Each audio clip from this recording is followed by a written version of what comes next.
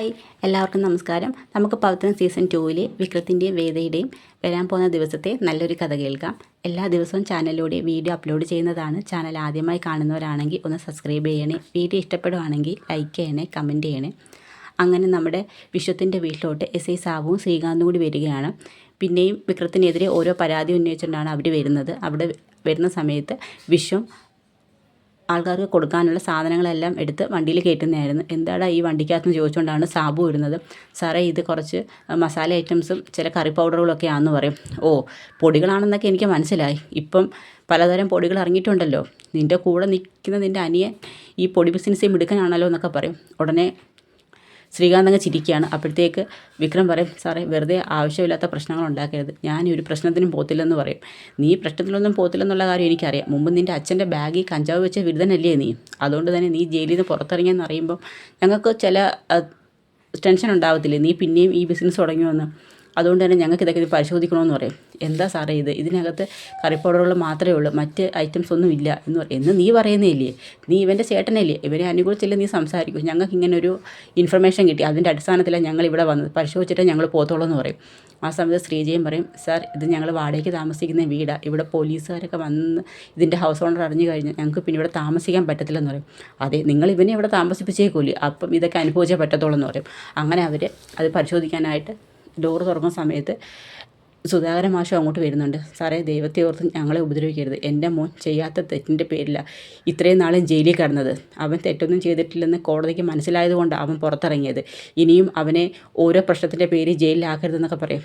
അപ്പോൾ ശ്രീകാന്ത് പറയും, മൂപ്പിൽ നിങ്ങൾക്ക് പറഞ്ഞാൽ മനസ്സിലാവത്തില്ലേ, ഇവിടെ ചില പ്രശ്നങ്ങളൊക്കെ ഉണ്ടെന്ന് അറിഞ്ഞുകൊണ്ട് തന്നെ ഞങ്ങൾ വന്നേന്ന് പറയും. അപ്പോഴത്തേക്ക് അത് പരിശോധിക്കാൻ തുടങ്ങുമ്പോഴത്തേക്ക് ശ്രീകാന്തിൻ്റെ അടുത്ത് പറയും, എടാ ശ്രീകാന്തേ, നിനക്കറിയാം ഞാനൊരു തെറ്റും ചെയ്തിട്ടില്ലെന്നുള്ളത്. നിൻ്റെ സഹോദരി പോലും ഇത്രയും നാൾ ഇവിടുന്ന് മാറി നിന്നിട്ടുണ്ടെന്നുണ്ടെങ്കിൽ അത് നിന്നെ പേടിച്ച് മാത്രമാണ്. അതും നീ അവളെ അപകടപ്പെടുത്തുന്നുള്ള ഭയം ഉള്ളതുകൊണ്ട് മാത്രം അവൾ പോലും തിരിച്ചു വരാത്തത്. അതിൻ്റെ പേരിൽ പിന്നെയും നീ എന്നെ ഉപദ്രവിക്കാനായി ശ്രമിക്കുന്നുണ്ടെങ്കിൽ ഈ വിക്രത്തിൻ്റെ മറ്റൊരു മുഖം നീ കാണുമെന്ന് പറയും. അപ്പോഴത്തേക്ക് എസ് ഐ സാബുവിൻ്റെ അടുത്ത് പറയും, സാർ ഇപ്പം ഇവിടുന്ന് ഇതെല്ലാം പരിശോധിച്ചോ, പക്ഷേ എന്തെങ്കിലും ഒരു സാധനം ഇതിനകത്തുനിന്ന് കിട്ടിയില്ലെന്നുണ്ടെങ്കിൽ സാറ് നേരെ ചൊവ്വേ ഇവിടുന്ന് പോത്തില്ല. എന്താടാ നീ പറഞ്ഞ? അതെ സാറ്, ഈ വണ്ടി പരിശോധിക്കുന്നതിന് മുമ്പ് ഞങ്ങളാദ്യം നിങ്ങളെല്ലാവരും ഇന്ന് പരിശോധിക്കും. അതിനുശേഷം മാത്രമേ നിങ്ങൾക്ക് ഇതിനകത്ത് ഈ വണ്ടിയും ഇതിനകത്തുള്ള ഐറ്റംസും പരിശോധിക്കാൻ പറ്റത്തുള്ളൂ എന്നൊക്കെ പറഞ്ഞ് അങ്ങോട്ടും ഇങ്ങോട്ടും സംസാരമാവുന്നുണ്ട്. അതിനുശേഷം ശ്രീകാന്ത് പറയും, വേണ്ട സാറേ നമുക്ക് തിരിച്ചു പോകാമെന്ന് പറയും. അങ്ങനെ അവരങ്ങ് തിരിച്ചു പോവുകയാണ്. അപ്പോൾ സാബുവിൻ്റെ ആ ഒരു കള്ളത്തരം അവിടെ നടക്കത്തില്ല. അങ്ങനെ വിക്രം പറയും, നിന്നെ ഞാൻ എടുത്തോളാം, ശരി ഞാൻ കാത്തിരിക്കുമെന്ന് പറയും. അതിനുശേഷം ശ്രീജയൊക്കെ ചോദിക്കും, എന്താ വിക്രം ഇതൊക്കെ? ഒന്നും പറഞ്ഞിട്ട് കാര്യമില്ല ശ്രീജയെടുത്തി, ഇത് വെറുതെ ഓരോ പ്രശ്നങ്ങൾ ഉണ്ടാക്കുന്നതാണ്. അവർ പിന്നെ എന്നെ ഉപദ്രവിക്കാനായിട്ട് ശ്രമിക്കുക എന്നൊക്കെ പറയും. അതിനുശേഷം പിന്നെ ബൈക്കുമായിട്ട് പുറത്തോട്ട് വരുന്ന വിക്രത്തിനെ പിന്നെയും സാബു തടഞ്ഞു നിർത്തുകയാണ്. അതിനുശേഷം എന്താണ് നിൻ്റെ ബാഗിൽ? സാറേ എൻ്റെ ബാഗിലൊന്നുമില്ല, പരിശോധിക്കണമെന്ന് പറഞ്ഞുകൊണ്ട് വിക്രത്തിൻ്റെ ബാഗും ഷർട്ടും പാൻറ്റും എല്ലാം പരിശോധിക്കുകയാണ്. അതിനുശേഷം സാബുവിനൊക്കെ പറയുന്നുണ്ട്, സാറേ ഞാനൊരു പ്രശ്നത്തിന് വരുന്നില്ല, നിങ്ങൾ വെറുതെ ഓരോ പ്രശ്നം ഉണ്ടാക്കും. എന്താടാ നിന്നെ ഇനിയും പരിശോധന നടത്തണം എന്നൊക്കെ പറഞ്ഞുകൊണ്ട് പിന്നെയും വിക്രത്തിനെ ഇൻസൾട്ട് ചെയ്യാൻ ആൾക്കാരെല്ലാം നോക്കി നിൽക്കുന്നുണ്ട്. പബ്ലിക്കായിട്ട് തന്നെ വിക്രത്തിനെ ഓരോന്നും പറഞ്ഞ് സാബു ഇൻസൾട്ട് ചെയ്യുന്നുണ്ട്. അതിനുശേഷം വിക്രം ഒരു തീരുമാനം എടുക്കുന്നുണ്ട്, ഇനിയും ഞാനിവിടെ നിന്ന് കഴിഞ്ഞാൽ എല്ലാവർക്കും ഒരു ഉപദ്രവമാണ്. അതുകൊണ്ട് തന്നെ അച്ഛൻ്റെ അടുത്ത് പറയുന്നു, അച്ഛാ നമുക്ക് രണ്ടുപേർക്കും ഇവിടുന്ന് മാറി താമസിക്കാം, നമ്മൾ കാരണം ശ്രീജേട്ടത്തേക്കും വിശ്വത്തിനൊരു പ്രശ്നം ഉണ്ടാവില്ല എന്നൊക്കെ പറയും. അതിനുശേഷം വീട് മാറി താമസിക്കുന്ന കാര്യം വിശ്വത്തിനോടും ശ്രീജേട്ടത്തിയോടും അപ്പൂസിനോടും പറയുന്നുണ്ട്. അപ്പൂ പറയും, ചെറിയച്ഛൻ എന്തായി പറയുന്നത്? പോലീസുകാർ എന്തെങ്കിലുമൊക്കെ പറഞ്ഞുകൊണ്ട് വന്നെന്ന് കരുതി ചെറിയച്ഛൻ ഇവിടുന്ന് മാറി താമസിക്കേണ്ട കാര്യം എന്തോ? മുത്തശ്ശന് സുഖമില്ലാതിരിക്കുന്നില്ല, ഈ ഒരു അവസ്ഥയിൽ നിങ്ങൾ രണ്ടുപേരും കൂടി ഇവിടുന്ന് മാറിപ്പോയാൽ ഞങ്ങൾക്ക് സങ്കടമാവത്തില്ലെന്ന് പറയും. മോളെ നീ പറയുന്നതൊക്കെ ശരിയാണ്, പക്ഷേ ശ്രീജേട്ടത്തി വളരെ കഷ്ടപ്പെട്ട ഈ ഒരു ബിസിനസ് ഈ ഒരു നിലയിലാക്കിയത്. അതും ഒന്ന് ഡെവലപ്പ് ചെയ്ത് വരുന്ന ഈ ഒരു സമയത്ത് പിന്നെയും പോലീസും പ്രശ്നങ്ങളും ദിവസേന ഇവിടെ പോലീസുകാർ വന്നു കഴിഞ്ഞാൽ അത് നിങ്ങൾക്ക് ഇവിടുന്ന് ഹൗസ് ഓണർ അറിഞ്ഞാൽ പിന്നെ നിങ്ങൾ ഇവിടുന്ന് മാറേണ്ടി വരും. പെട്ടെന്ന് ഒത്തോണം ഒരു സ്ഥലം കിട്ടിയെന്ന് വരത്തില്ല. ഞാൻ കാരണം വെറുതെ എന്തിനാ ഓരോ പ്രശ്നം ഉണ്ടാക്കുന്നത്? അപ്പം ശ്രീജ പറയും, അതൊക്കെ അങ്ങനെ നടക്കും വിക്രം, നീ ഒരു തെറ്റും ചെയ്യത്തില്ലെന്നുള്ള കാര്യം ഞങ്ങൾക്കറിയാം, അതിൻ്റെ പേര് നീ താമസിക്കില്ലെന്ന് പറയും. അതൊന്നും കൊണ്ടല്ല ശ്രീജേട്ടത്തി, തൽക്കാലം ഞാനും അച്ഛനുമായിട്ട് കുറച്ച് നാളൊന്ന് മാറി താമസിക്കാം, അതുപോലെ എനിക്കൊരു ജോലിയൊക്കെ അന്വേഷിക്കേണ്ടായോ എന്ന് ചോദിക്കും. അപ്പോഴേ പറയും, വിശ്വട്ടൻ വിഷമിക്കാതില്ല, വിശ്വത്തിനൊക്കെ ഭയങ്കര സങ്കടമാണ് വിക്രം പോകുന്നതെന്ന് പറയുമ്പം. അപ്പോഴത്തേക്ക് നമ്മുടെ മാഷും പറയും, അതാണ് ശ്രീജ ഏറ്റവും നല്ല തീരുമാനം, ഞങ്ങൾ കാരണം നിങ്ങൾക്കൊരു ഉപദ്രവം ഉണ്ടാവരുത്, നീ വളരെ കഷ്ടപ്പെട്ടാണ് ജീവിക്കുന്നത്, പിന്നെ ഓരോ പ്രശ്നങ്ങളുണ്ടായാൽ അത് ശരിയാവത്തില്ലെന്നൊക്കെ പറയും. അവരുടെ നല്ലതിന് വേണ്ടിയാണ് മാഷും വിക്രവും അവിടുന്ന് മാറി താമസിക്കാൻ തീരുമാനിക്കുന്നത്. അങ്ങനെ അവർ പറയും ദൂരോട്ടെങ്ങും അല്ലല്ലോ ശ്രീചേട്ടത്തി, ഇവിടുന്ന് ഒരു 10 വീടിനപ്പുറമല്ലേ ഞങ്ങൾ താമസിക്കുന്നത്, നിങ്ങൾക്ക് എപ്പോഴും അങ്ങോട്ട് വരാം, ഞങ്ങൾക്കും ഇങ്ങോട്ട് വരാമല്ലോ എന്നൊക്കെ പറയും. അങ്ങനെ അവർ അവിടുന്ന് വീട് മാറി മറ്റൊരു വീട്ടിലോട്ട് താമസിക്കുന്നു. അവിടെ ഒരു അച്ഛനും മകളും മാത്രമേ ഉള്ളൂ. മാഷിനോളം പ്രായമുള്ള ഒരു അച്ഛനും ഒരു പെൺകുട്ടിയും, അക്ഷിതയെന്ന് വിളിക്കുന്ന ഒരു പെൺകുട്ടി, ആമിയെന്ന് വിളിക്കും. അങ്ങനെ അവരുടെ വീട്ടിലോട്ടാണ് വിക്രവും മാഷും താമസിക്കാനായിട്ട് ചെല്ലുന്നത്.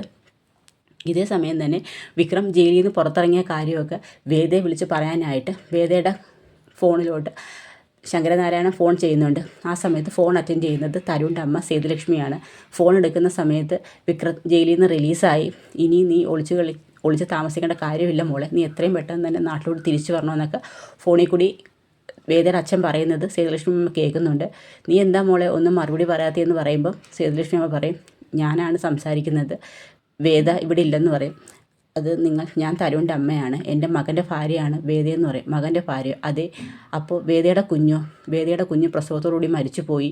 ഇപ്പം വേദ വളർത്തുന്ന ഗൗരിമോള് എൻ്റെ തരുണിൻ്റെ മകളാണ്. അവൾക്ക് ആ ഒരു വിഷമത്തിൽ നിന്ന് അവളെ മാറ്റിയെടുക്കാനായിട്ട് ഞാനാണ് അന്ന് അങ്ങനെ ഒരു തീരുമാനം പറഞ്ഞത്. ഇപ്പം അവൾ മറ്റൊരു ജീവിതം ജീവിക്കുകയാണ്. അതും അവൾ ഇന്ന് ഒരു സബ് കളക്ടറാണ്. അവൾ ഇന്ന് ഈ പൊസിഷനിലോട്ട് വെറുതെ എത്തിയതല്ല. അതിൻ്റെ പിന്നിൽ എൻ്റെയും എൻ്റെ മകൻ്റെയും നല്ല അധ്വാനത്തിൻ്റെ ഫലമായിട്ടാണ് അവൾ ഇന്ന് ഈ ജീവിതം ജീവിക്കുന്നത്. അതുകൊണ്ട് തന്നെ ഇനിയും അവളുടെ ജീവിതത്തിലോട്ട് പഴയതൊന്നും കൊണ്ടുവരരുത്. ഇനിയും അവളുടെ പാസ്റ്റ് ഞങ്ങൾ അന്വേഷിച്ച് പോകാൻ താല്പര്യപ്പെടുന്നില്ല. സന്തോഷമായിട്ടൊരു ജീവിതം എൻ്റെ മകൻ്റെ കൂടെ അവൾ ജീവിക്കുകയാണ്.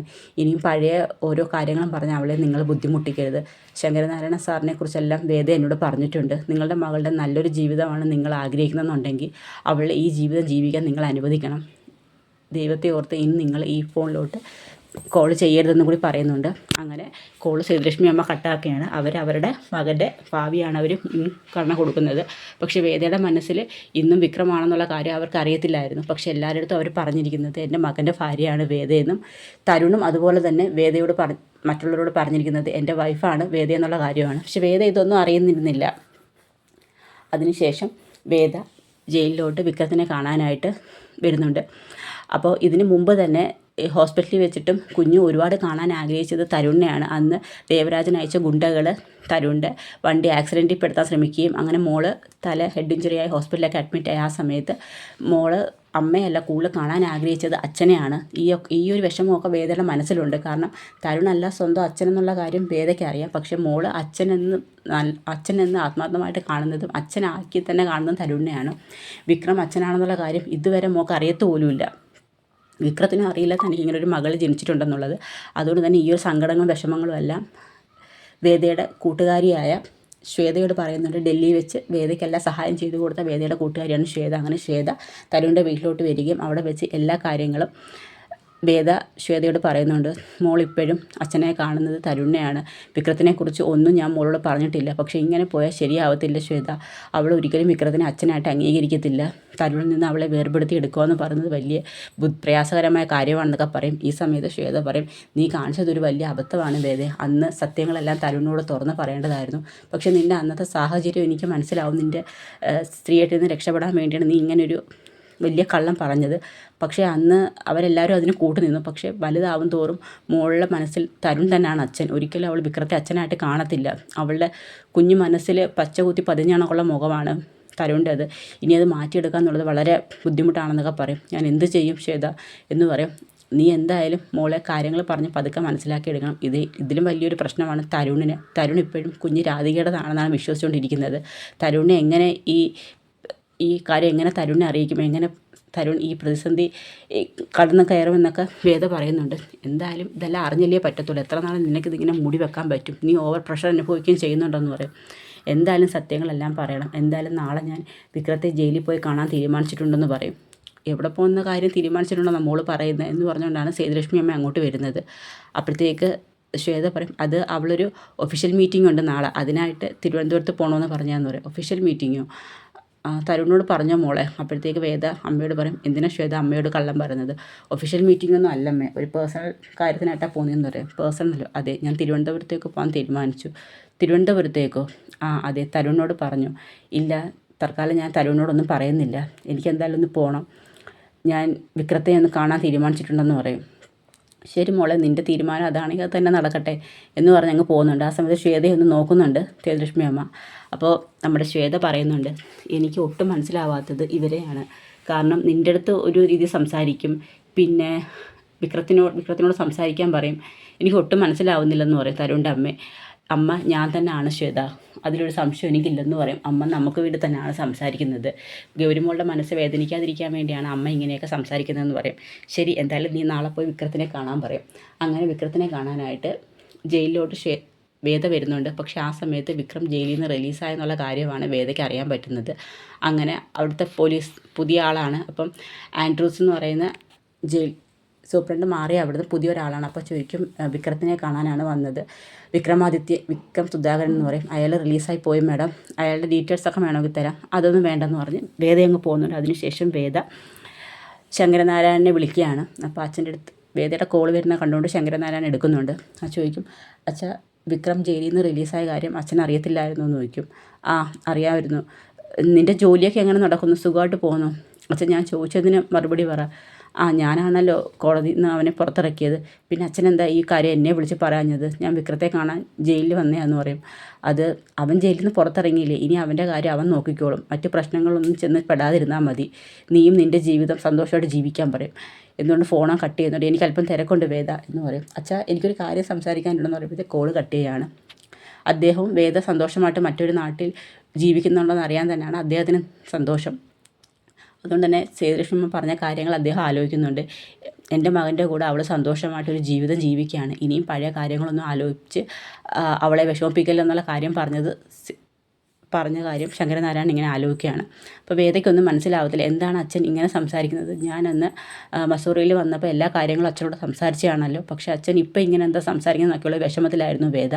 അങ്ങനെ വേദ തിരിച്ചു വരുന്ന വഴിയിൽ നമ്മുടെ വന്നുകൊണ്ടിരിക്കുകയാണ്. ഈ സമയത്താണ് സുധാകരൻ മാഷും വിക്രവും കൂടി മറ്റൊരു വീട് മാറി താമസിക്കുന്ന സ്ഥലം അന്വേഷിച്ച് പോകുന്നത്. അങ്ങനെ അവിടെ പോയി വീടൊക്കെ കണ്ടിഷ്ടപ്പെട്ടിട്ട് അവർ തിരിച്ചു വരുന്ന വഴിയിലാണ് അവിടെ വെച്ച് ശ്രീകാന്തിൻ്റെ ഗുണ്ടകൾ വിക്രത്തിനെ അപകടപ്പെടുത്തുന്നത്. അങ്ങനെ ഭയങ്കര ഒരു ഫൈറ്റ് നടക്കുന്നുണ്ട് അവിടെ. അങ്ങനെ ഭയങ്കര വണ്ടിയൊക്കെ അങ്ങ് ബ്ലോക്ക് ആവുന്നുണ്ട്. അങ്ങനെ ശ്രീകാന്ത് അയക്കുന്ന ഗുണ്ടകളും എല്ലാവരും വിക്രം അങ്ങ് അടിച്ച് ഒതുക്കുകയാണ്. ഈ സമയത്ത് വേദ ഇങ്ങനെ നോക്കുമ്പോൾ എന്താ അവിടെ ഒരു പ്രശ്നം, എന്തോ ഗുണ്ടകൾ തമ്മിലുള്ള എന്തോ അടിയാന്ന് തോന്നുന്നു മാഡം, ഭയങ്കര ബ്ലോക്കാണെന്ന് പറയും. അങ്ങനെ വേദ ഇങ്ങനെ എത്തി നോക്കുമ്പോൾ അവിടെ കാണുന്നത് വിക്രത്തിനെയാണ്. വിക്രമല്ലേ അത്? നോക്കുമ്പോൾ വേദയ്ക്ക് ഭയങ്കര സങ്കടമാവും. അങ്ങനെ വേദ ഇങ്ങനെ വിഷമിച്ച് കാറിലിരുന്ന് കരയുകയാണ്. കാരണം ഒരിക്കലും വേദ പ്രതീക്ഷിക്കുന്നില്ല വിക്രം വീണ്ടും ആ പഴയ ഒരു ജീവിതത്തിലോട്ട് പോകുമെന്നുള്ളത്. മുമ്പ് ശ്രീനിവാസന് വേണ്ടിയായിരുന്നു ഗുണ്ടാപ്പണിയും അടിയും ഒക്കെ നടത്തിയിട്ടുള്ളത്. ഇപ്പോൾ ജയിലിൽ നിന്ന് പുറത്ത് വന്നതിന് ശേഷം വിക്രം അതേ ഒരു ജീവിതം ജീവിക്കുമെന്ന് പറഞ്ഞപ്പോഴത്തേക്ക് വേദയ്ക്ക് ഭയങ്കര വിഷമമാവുന്നുണ്ട്. അങ്ങനെ വേദ തിരിച്ച് വീട്ടിൽ വന്ന് ഇരിക്കും. ആ സമയത്ത് സേതുലക്ഷ്മി അമ്മ അങ്ങോട്ട് വരും. എന്താ മോളെ നീ വിഷമിച്ചിരിക്കുന്നതെന്ന് ചോദിക്കുന്ന സമയത്ത് വേദ പറയുന്നുണ്ട്, ഞാനിന്ന് വിക്രത്തിനെ കണ്ട് അമ്മയെന്ന് പറയും. ഈ ജയിലിൽ പോയി കണ്ടുവെന്ന് ചോദിക്കും. ആ സമയത്ത് വേദ പറയുന്നുണ്ട്, അമ്മേ അത് ഞാൻ വിക്രത്തിനെ കണ്ടത് റോഡിൽ വെച്ച് കുറച്ച് ഗുണ്ടകളുമായിട്ട് വിക്രം തല്ലുകൂടുന്നതാണ് കണ്ടതെന്ന് പറയും. പിന്നെ നീ എന്ത് വിചാരിച്ചു മോളെ, ഇത്രയും 5 വർഷം ജയിലിൽ കിടന്നതിന് ശേഷം അയാൾക്കൊരു മനസ്താപം ഉണ്ടായതും അയാൾ നല്ലവനായെന്നും ഒക്കെ. എനിക്ക് നീ അയാളെക്കുറിച്ച് പറഞ്ഞ ഒരു അറിവ് മാത്രമേ ഉള്ളൂ. കേട്ടിടത്തോളം അയാൾ അത്ര നല്ല ഒരു ആളായിട്ട് എനിക്ക് തോന്നുന്നില്ല. എന്നും അടിയും പ്രശ്നങ്ങളും ഗുണ്ടയും ഒക്കെ ആയിട്ട് നടന്നേയില്ലേ. കുറച്ച് നാൾ നിൻ്റെ കൂടെ മര്യാദയ്ക്ക് താമസിച്ചെന്ന് വെച്ച് അയാളുടെ മനസ്സിൽ നിന്ന് ആ ഒരു പഴയ ഇതൊന്നും പോത്തില്ല. ആ ഒരു രീതി തന്നെയായിരിക്കും അയാൾ പിന്നെയും ഫോളോ ചെയ്യുന്നത്. ഇപ്പോൾ പിന്നെ അത് തുടരാൻ എളുപ്പമില്ല, ആരും ഇല്ലല്ലോ നിയന്ത്രിക്കാനൊന്നും പറയും. എന്നാലും ഞാൻ ഒട്ടും പ്രതീക്ഷിച്ചില്ല അമ്മേ വിക്രം ഇങ്ങനെ തന്നെ ഈ ഒരു അവസ്ഥ എനിക്ക് വിക്രത്തിനെ കാണേണ്ടി വരുമെന്ന്. ഈ ഒരു അവസ്ഥയിൽ നീ പറയുന്നു നിൻ്റെ കുഞ്ഞിൻ്റെ അച്ഛൻ വിക്രമാണെന്ന് കുഞ്ഞിൻ്റെ അടുത്ത് പറയണമെന്ന്. എങ്ങനെ മോളെ നമ്മൾ ഈ ഒരു കാര്യം ഗൗരി മോളോട് പറയുന്നത്? പോലീസ് ഓഫീസറുടെ മകളാണെന്ന് അഭിമാനിച്ച് നടക്കുന്ന ആ കൊച്ചു കുഞ്ഞിനോട് അവൾ ഒരു ജയിൽ പുള്ളിയുടെ മകളാണെന്ന് എങ്ങനെ നമ്മൾ പറയും? അതിനുവേണ്ടിയാണോ നമ്മൾ ഇത്രയും കള്ളങ്ങൾ പറഞ്ഞ് അവളെ വളർത്തിക്കൊണ്ട് വന്നത്? ഇത്രയും നാളിനകത്ത് വെച്ച് രാധികയുടെ ഒരു ഫോട്ടോ പോലും മോള് കണ്ടിട്ടില്ല. നിന്നെയാണ് അവൾ അമ്മയെന്ന് വിളിച്ചിട്ടുള്ളത്. ആ കുഞ്ഞ് എങ്ങനെ ഉൾക്കൊള്ളും സ്വന്തം അച്ഛൻ ജയിൽ പുള്ളിയാന്നുള്ളത്? നാളെ അയാൾ അറിഞ്ഞെന്ന് തന്നെ ഇരിക്കട്ടെ, അയാൾക്കൊരു മകളുണ്ടെന്ന് അറിഞ്ഞാൽ തന്നെ കുഞ്ഞിന് വേണ്ടി അയാൾ നിർബന്ധം പിടിക്കും. അങ്ങനെ കോടതിയിൽ കേസ് വരും. കോടതി വിധി വരുമ്പോൾ പോലും കുറച്ച് ദിവസം കുഞ്ഞ് അച്ഛൻ്റെ അടുത്തും കുറച്ച് ദിവസം അമ്മയുടെ അടുത്ത് നിൽക്കാൻ തന്നെ പറയും. ഇങ്ങനെ നടക്കുന്ന ഒരാളുടെ കൂടെ എങ്ങനെയാണ് നമ്മളുടെ കുഞ്ഞ് കുഞ്ഞിന് നമ്മൾ കൊടുത്തു വിടുന്നത്? അയാൾക്ക് കുഞ്ഞിനെ കെയർ ചെയ്യാൻ പറ്റുമോ എന്നൊക്കെയുള്ള കാര്യങ്ങൾ വേദയോട് ചോദിക്കുന്നുണ്ട്. അപ്പോൾ വേദയ്ക്ക് അതൊക്കെ കേൾക്കുമ്പോൾ പിന്നെയും സങ്കടമാവുന്നുണ്ട്. വേദയുടെ ആ ഒരു നിസ്സഹായാവസ്ഥയെ അവർ മുതലെടുക്കുകയാണെന്നുള്ള കാര്യം വേദയ്ക്ക് അറിയത്തില്ലായിരുന്നു. അവരുടെ മനസ്സിൽ സ്വന്തം മകൻ തരുണിൻ്റെ കുഞ്ഞായിട്ട് തന്നെ ഗൗരിമോളും തരുണിൻ്റെ ഭാര്യയായിട്ട് വേദയും ജീവിക്കണമെന്നാണ് അവരുടെ മനസ്സിൻ്റെ ആഗ്രഹം. അങ്ങനെ വേദയ്ക്ക് ഒന്നും പറയാൻ പറ്റുന്നില്ല. മോളുടെ അച്ഛനാണ് വിക്രം എന്നുള്ള കാര്യം കുഞ്ഞിനോട് പറയണമെന്ന് വേദയ്ക്ക് ആഗ്രഹമുണ്ട്. പക്ഷേ ചില സാഹചര്യങ്ങൾ വേദയെ അതിൽ നിന്നും പിന്തിരിപ്പിക്കുകയാണ്. വേദയ്ക്ക് ഒട്ടും സേതുലക്ഷ്മി പറയുന്ന ചില കാര്യങ്ങൾ കേൾക്കുമ്പോൾ അത് ശരിയാണെന്നുള്ള അവസ്ഥയും അവർക്ക് തോന്നുന്നുണ്ട്. അങ്ങനെ വേദയെ ആശ്വസിപ്പിച്ചിട്ട് അവരങ്ങ് പോവുകയാണ്. അതിനുശേഷം രാവിലെ മോളെ കുളിപ്പിച്ച് റെഡിയാക്കിയൊക്കെ നിർത്തിയാണ്. ആ സമയത്ത് കിച്ചണിൽ നിന്ന് മോൾക്ക് പാലൊക്കെ എടുത്തുകൊണ്ട് കൊടുക്കുന്നുണ്ട്. ആ സമയത്ത് വേദ എഴുന്നേറ്റ് വരും. ആ സമയത്ത് തരുൺ ശ്രീലക്ഷ്മി അമ്മയോട് പറയും, അമ്മേ നമ്മൾ കുറച്ച് നാളായല്ലോ ഇങ്ങനെ ഡൽഹിയിലും തമിഴ്നാട്ടിലും ഒക്കെ ആയിട്ട് താമസിക്കാൻ തുടങ്ങിയിട്ട്. എത്ര നാളായി നമ്മൾ നമ്മുടെ നാട്ടിലോട്ട് പോയിട്ട്? എവിടെ? തിരുവനന്തപുരത്തേക്കോ? അതെ, ഞാൻ ഒരു ആഗ്രഹം പറയാം, കുറച്ച് നാൾ നമുക്ക് അവിടെ പോയി താമസിക്കാമെന്ന് പറയും. അപ്പോഴത്തേക്ക് വേദയ്ക്ക് നല്ല ടെൻഷനാവും. വേദയുടെ നാടുമാണത്, വേദയുടെ വിക്രത്തിൻ്റെ സ്ഥലവും കൂടിയാണ്. അപ്പോൾ അത് മോനെ, ആ വീടെല്ലാം വളരെ ഉപയോഗശൂന്യമായി കിടക്കില്ലേ, നമ്മൾ കുറേ നാളായില്ലേ അങ്ങോട്ട് പോയിട്ട്. അതൊന്നും അമ്മ ആലോചിച്ച് വിഷമിക്കണം, അതൊക്കെ ഞാൻ ക്ലീൻ ചെയ്യാനുള്ള ആൾക്കാരെയൊക്കെ ഏർപ്പാട് ചെയ്തിട്ടുണ്ട്, നമുക്ക് അങ്ങോട്ട് പോകും. അല്ല, നിനക്കും വേദയ്ക്കും ഇവിടെ ഇല്ലേ ജോലി? അപ്പോൾ പിന്നെ എങ്ങനെ ഞങ്ങളുടെ കൂടെ താമസിക്കുന്നത്? അത് പ്രശ്നമല്ല അമ്മേ, അത് എനിക്കും വേദയ്ക്കും വീക്കെൻഡിൽ അങ്ങോട്ട് വരാമല്ലോ, അമ്മയ്ക്കും മോൾക്കും അവിടെ താമസിക്കാം, പിന്നെ സഹായത്തിന് ശീലയൊക്കെ ഉണ്ടല്ലോ എന്ന് പറയും. അല്ല, അത് ഒന്നും ഒരു പ്രശ്നമില്ല അമ്മേ, മോൾക്ക് ഒരു ചേഞ്ച് ആവുമെന്ന് പറയും. നമ്മൾ ജനിച്ചു വളർന്ന സ്ഥലമില്ല, നമ്മുടെ അച്ഛൻ്റെ സ്ഥലമില്ലയോ എന്നൊക്കെ പറയുന്നുണ്ട്. പക്ഷെ അത് വേദയ്ക്ക് ഭയങ്കര ഒരു വിഷമമായിരുന്നു. കാരണം കുഞ്ഞിനെ പിരിഞ്ഞ് നിൽക്കണം, ആഴ്ച ഒരു ദിവസത്തെ വീട്ടിൽ വരാൻ പറ്റത്തുള്ളൂ. അതൊക്കെ വേദയ്ക്ക് ഭയങ്കര വിഷമമുള്ള കാര്യമായിരുന്നു. പക്ഷേ തരുണിൻ്റെ മനസ്സിൽ വേദയായിട്ട് കുറച്ചും കൂടി കൂടുതൽ അടുക്കാം എന്നുള്ളൊരു സ്റ്റാൻഡാണ് തരുണുണ്ടായിരുന്നത്. അങ്ങനെ അവരെല്ലാവരും കൂടി ചേർന്ന് തിരുവനന്തപുരത്തോട്ട് പോകാൻ തീരുമാനിക്കുകയാണ്. അങ്ങനെ അവിടെ തിരുവനന്തപുരത്ത് തരുണിൻ്റെ അച്ഛൻ്റെ വീട്ടിലോട്ട് വേദയും കുഞ്ഞും തരുണും സേതുലക്ഷ്മി അമ്മയും കൂടി വരുന്നുണ്ട്. അങ്ങനെ മോളടുത്ത് പറയുന്നുണ്ട്, മോളെ നമ്മളിനി പുതിയൊരു വീട്ടിലോട്ടാണ് താമസിക്കാൻ പോകുന്നത്. എവിടെയാ അച്ഛാ? അത് അച്ചാച്ചൻ്റെ വീട്ടിലോട്ടാണെന്ന് പറയും. ആഹാ, അതെവിടെ? അത് തിരുവനന്തപുരത്താണ് മോള്. അപ്പോൾ എന്നെ ഇനി അവിടുത്തെ സ്കൂളിലാണോ ചേർക്കുന്നത്? ആ അതേ മോളെ, ഇനി മോൾ അവിടുത്തെ സ്കൂളിലാണ് പഠിക്കേണ്ടത് എന്ന് പറയും. മോൾക്ക് ഇഷ്ടമാവും ആ സ്ഥലം, നല്ല സ്ഥലമാണെന്നൊക്കെ പറയും. അങ്ങനെ മോളെ തിരുവനന്തപുരത്തേക്ക് കൊണ്ടുവരികയാണ്. അങ്ങനെ അവിടെ തിരുവനന്തപുരത്തോട്ട് കൊണ്ടുവരുന്ന സമയത്ത് പല ലക്ഷ്യങ്ങളും തരുണിനും തരുണിൻ്റെ അമ്മയ്ക്കും ഉണ്ടായിരുന്നു. അങ്ങനെ അവിടെ കൊണ്ടുവന്നതിന് ശേഷം വീടൊക്കെ കൊണ്ടുവന്ന് കാണിക്കുന്നുണ്ട്. വീട് കാണുന്നത് മോൾക്ക് ഒരുപാട് ഇഷ്ടപ്പെടുന്നുണ്ട്. മോൾ അവിടെ എല്ലാം ഓടി നടന്ന് കളിക്കുകയാണ്. അപ്പോഴത്തേക്ക് പറയും, മോൾക്ക് ഇഷ്ടപ്പെട്ടോ വീട്? ആ, നല്ല വീടാ അച്ഛാ, എനിക്ക് ഇഷ്ടപ്പെട്ടെന്ന് പറയും. ആ സമയത്ത് വേദ പറയും, മോളെ കിടന്ന് ഓടാതെ അവിടെ വീടുമെന്ന് പറയും. അപ്പോൾ തരുൺ പറയും, വേദ അവൾ ഓടട്ടെ, ഓടിക്കളിക്കുന്ന പ്രായമില്ല ഇതെന്ന് പറയും. അങ്ങനൊന്നും ഓടിക്കളിച്ച് അവൾ എവിടെയെങ്കിലും വീണൊക്കെ തന്നെ കുട്ടികൾ വളരുന്നതെന്ന് പറയും. മറ്റു കുട്ടികളുടെ കാര്യം എനിക്കറിയത്തില്ല, അവളെവിടെയും വീടാണെന്ന് പറ്റത്തില്ലെന്ന് പറയും. അങ്ങനെ വേദ ശരിക്കും ആ അമ്മയെന്നുള്ള ഒരു അധികാരം കുഞ്ഞിനോട് കാണിക്കുകയാണ്. പക്ഷെ തരുൺ അറിയത്തില്ല അത് തരുണിൻ്റെ കുഞ്ഞല്ലെന്നുള്ള കാര്യം. പക്ഷേ വേദ അതേ കണക്ക് പിന്നെയും പറയും, എൻ്റെ കുഞ്ഞില്ലേ അതുകൊണ്ടെന്നൊക്കെ പറഞ്ഞുകൊണ്ട് വേദ മോളുടെ പുറകെ ഓടലേ എന്നൊക്കെ പറഞ്ഞ് പുറകെ പോവുകയാണ്. ആ സമയത്ത് തരുൺ പറയും, വേദയോടല്ലേ പറഞ്ഞത് മോൾ അവിടെ ഓടിക്കളിക്കട്ടെ എന്നുള്ളത്. അപ്പോഴത്തേക്ക് തരുൺ പറയും, അവൾ ഓടിക്കളിച്ച് വീണാലും കുഴപ്പമൊന്നുമില്ല, വീണു എഴുന്നേറ്റൊക്കെ തന്നെ എല്ലാ കുഞ്ഞുങ്ങളും വളർന്നു വരുന്നതെന്നൊക്കെ പറയുന്നുണ്ട്. അപ്പോഴത്തേക്ക് പറയും, അമ്മേ ഗൗരിമോളുടെ കാര്യത്തിൽ ഞാൻ ചില തീരുമാനങ്ങളൊക്കെ എടുത്തിട്ടുണ്ടെന്ന് പറയും. എന്ത് തീരുമാനം എന്ന് വേദ ചോദിക്കുന്നുണ്ട്. അത് ഞാൻ അപ്പം പറയാം എന്ന് പറയുന്നുണ്ട്. അപ്പോൾ സേതുലക്ഷ്മി അമ്മ ഇങ്ങനെ നോക്കുന്നു. അത് കേൾക്കുമ്പോൾ വേദയ്ക്ക് എന്തോ ഒരു സംശയം പോലെ. വേദ ചെന്നിട്ട് തരുണിൻ്റെ അമ്മയോട് ചോദിക്കും, അമ്മേ തരുൺ പറഞ്ഞത് അമ്മ കേട്ടില്ലായിരുന്നു? കേട്ടു. പിന്നെന്താ അമ്മയൊന്നും മറുപടി പറയാഞ്ഞത്? ഞാൻ എന്ത് മറുപടിയാണ് മോളെ പറയേണ്ടത്? പിന്നെ ഗൗരിമോളുടെ കാര്യത്തിൽ തീരുമാനം എടുക്കാൻ എന്ത് അധികാരമാണ് തരുണിനുള്ളത് എന്ന് ചോദിക്കും. അത് അവളുടെ അച്ഛനല്ലേ? അച്ഛനോ? പറയും, അതെൻ്റെ കുഞ്ഞില്ലേ, ഗൗരിമോൾ എൻ്റെ കുഞ്ഞില്ലേ എന്ന് ചോദിക്കും. ബയോളജിക്കലി അത് നിൻ്റെ മകളാണ്, പക്ഷേ നമ്മൾ ബയോളജിക്കലി മാത്രമല്ലല്ലോ മോളെ നോക്കേണ്ടത്, സ്നേഹത്തിൻ്റെ കാര്യത്തിൽ അവൻ തന്നെയല്ലേ അവളുടെ അച്ഛൻ എന്ന് പറയും. അമ്മ എന്തൊക്കെയാണ് പറയുന്നത്? എൻ്റെ കുഞ്ഞിൻ്റെ കാര്യത്തിൽ എനിക്കൊരു തീരുമാനം എടുക്കാൻ അധികാരമില്ലേ? മറ്റുള്ളവർ പറഞ്ഞ് ഞാൻ അനുസരിക്കണമെന്ന് ചോദിക്കും. മോളെ നീ ഇങ്ങനെ സംസാരിക്കരുത്.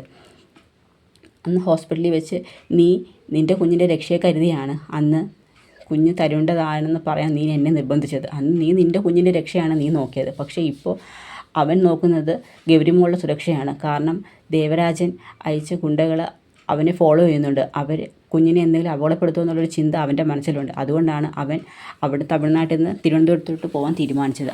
ആ കുഞ്ഞിൻ്റെ കാര്യത്തിൽ അവനും ഇല്ലേ മോളെ ചില ഉത്തരവാദിത്തങ്ങളും ചോദിക്കും. അതുകൊണ്ട് എൻ്റെ മോളുടെ ഒരു കാര്യവും എൻ്റെ അടുത്ത് പറയേണ്ടെന്നാണോ, മറ്റുള്ളവർ പറഞ്ഞ് ഞാൻ അനുസരിക്കണമെന്നാണോ എന്ന് പറയും. മോളെ കുഞ്ഞ് നിൻ്റെതാണ്, ഇല്ലെന്ന് ഞങ്ങൾ ആരും പറയുന്നില്ല. പക്ഷേ ഈ കാര്യം തരുണിനോട് പെട്ടെന്ന് നമുക്ക് പറയാൻ പറ്റത്തില്ല. തരുണിൻ്റെ മാനസികാവസ്ഥയും കൂടി മോൾ മനസ്സിലാക്കണം എന്നൊക്കെ സേതുലക്ഷ്മി അമ്മ തരുണിന് വേണ്ടി വേദയോട് വാദിക്കുകയാണ്. വേദയ്ക്ക് ചെയ്തു പോയതൊരു അബദ്ധമായെന്നൊരു തോന്നൽ വരെ ഉണ്ടാകുന്നൊരവസ്ഥയിലാണ്. അപ്പോൾ അതൊക്കെയാണ് നമ്മൾ വരുന്ന ദിവസങ്ങളിൽ കാണാൻ പോകുന്നത്. ഇതിൻ്റെ ബാക്കി ഭാഗവുമായി നാളെ കാണാം. എല്ലാവർക്കും വീഡിയോ ഇഷ്ടമായ ഒന്ന് സപ്പോർട്ട് ചെയ്യണേ.